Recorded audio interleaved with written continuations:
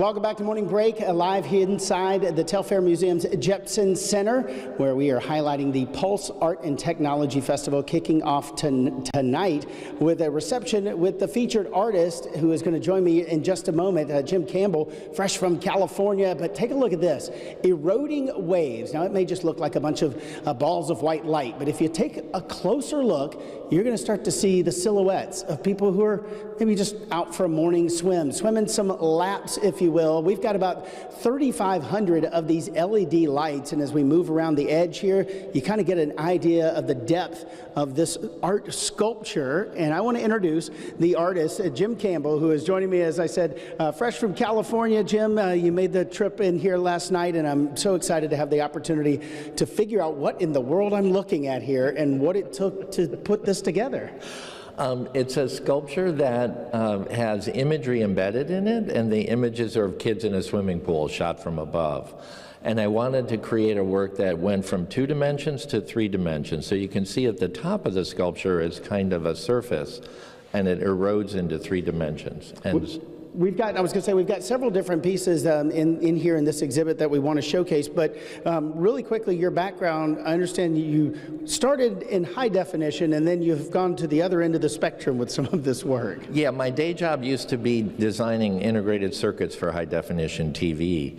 And I decided I wanted to experiment in the other direction, so I started playing with low resolution. Some of the images here are actually only 200 pixels.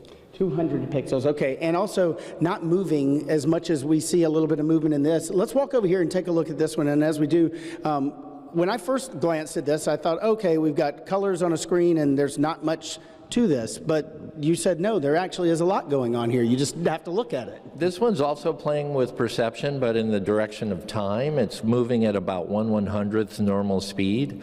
And so it's actually moving, but you have to stand in front of it for 10 or 15 seconds to say, aha, it's moving. And what exactly am I looking at? You're looking at swirls in the ocean. And how long did it take to come? How long does it take to come up with the ideas that we're looking at in these? Some take 6 months and some take an hour. So this one was pretty quick. I had preconceived it for a long time, and I went and shot, and I did it. Okay, so thresholds of perception. As we spin around here, we want to show you another one that you kind of have to look at from a distance to kind of get an idea of it. This is what? Old home videos? This is home movies. This is from the 1940s and 50s. Actually, this one's from the 1950s. And it's color home movies that I found on eBay. And the idea for this work was that if you take home movies and you make them low resolution, they become universal. Because back then, all home movies were basically the same. Grand Canyon, birthday parties, Christmas, Easter. That's about it. And all of these are actually, there's no projector, by the way, in this room of what we're looking at. They're all coming off of these that are hanging down here?